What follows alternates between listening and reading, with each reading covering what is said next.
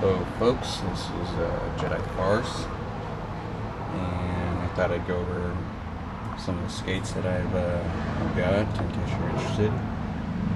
Right here is the Flexlite 9. As you can see, it didn't do too good with the paint job, but oh well. Flexlite 9 is the first skate that I ever used. It's very comfortable.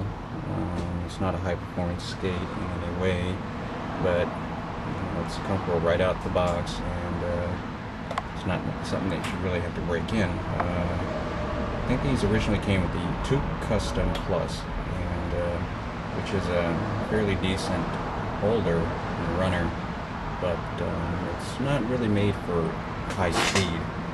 So what I did was I took those off. I didn't take them off, but I had the Ice Palace staff put on these custom Lightspeed 2 power. I can't really see it because it's kind of worn down, but these are Lightspeed 2 power, which they made for the 2008-2009. They just don't make them anymore because they're not a very durable holder. They tend to crack or the blade will break. I've already had to replace one, which lasted about a year and a half, so that's not bad. Generally, it's a fairly decent holder if you're not going to be playing hockey, which I don't play hockey, so you know, that's fine. But as you can see, it's a clear holder. You know, see right through it. That's its downside is because it's not as strong as a normal holder. But anyways,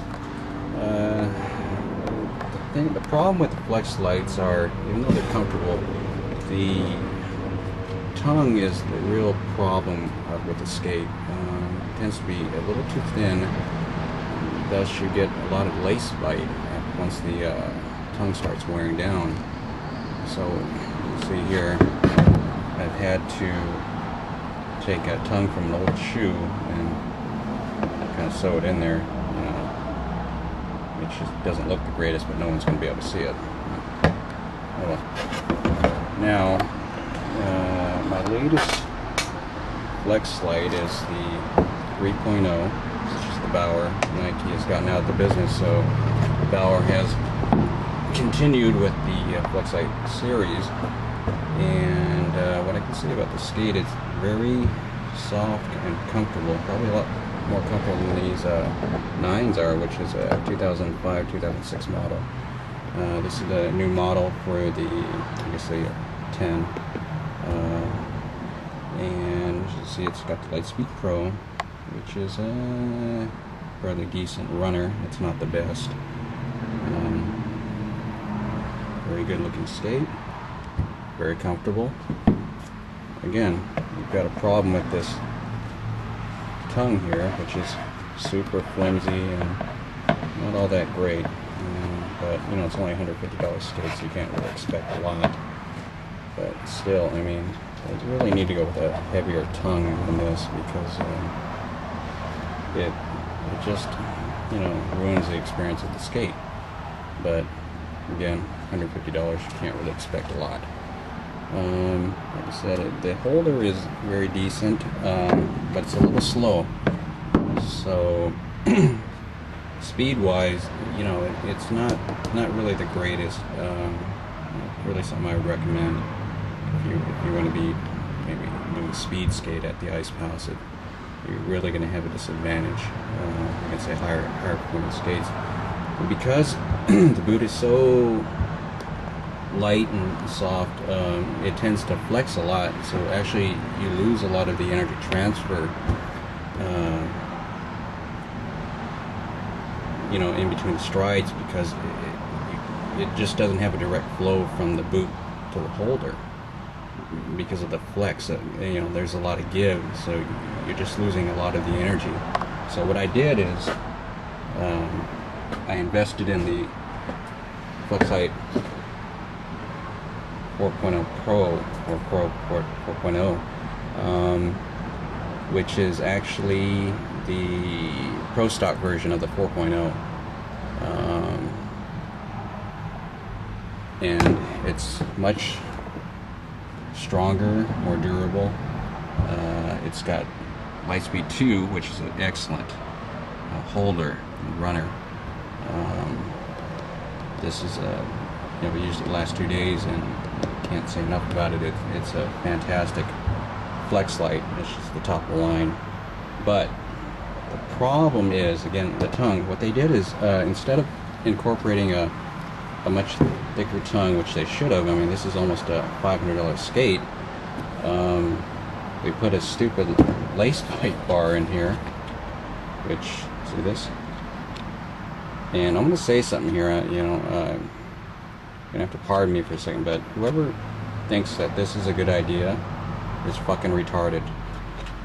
I mean, it's bad enough to have lace bite, but if you think lace bite is bad, try putting this on your foot. Just idiotic. What they should do is what Graf does is put a very decent, there's the 735 Texalite, is a very decent and thick tongue, and I can't say enough about the Graf tongues. Are just the best, which I can't understand why Bauer and Nike, Bauer, now it's Bauer. Bauer can't put in a decent tongue. It's just retarded. Anyways, so I've taken out the lace pipe bar in 4.0, which meant I had to actually cut it, the tongue, to get that stupid thing out. And again, I had to correct that. I had to sew in the sole from a shoe tongue. So you see here, that's my beautiful stitching. But anyways, now they feel great, but I shouldn't have to do that. But what can you do? Okay. Now, thing about the Graf is, especially the 735, it's a great skate, high quality. I really don't care too much about this runner though, holder. But I will say the steel on here is very good. In a lot of ways it's better than the Toque, because it seems to hold its edge a lot longer than the other steel. It's just I don't know what it is. It's just a very strong steel. But the holder, I really don't care for it. It's just because of the balance points. Problem with the 735, which the reason I don't wear it a lot, is because I didn't realize that even this is a wide. Even with the wide, the heel is very uncomfortable. I'm not sure if you guys will be able to see this, but I'm just trying to do this with one hand. You can look at the heels here. There we go. You'll see the difference in the comfort level when it comes to the heels. Here's the 4.0 Flexlite. That's the Graf 735. But just looking at it, you see the problem that this white skate has. It's just very uncomfortable because of the narrowness of the heel. The same thing Sky was talking about with the 707s. It's just, it'll kill you after a while, because unless you got narrow heels, you're just not going to enjoy wearing this skate. I mean, it's a high-end skate, but again, there's a flaw to it because of the narrow heel. If this had a little wider heel, I'd be wearing it all the time. It just looks great, but very uncomfortable.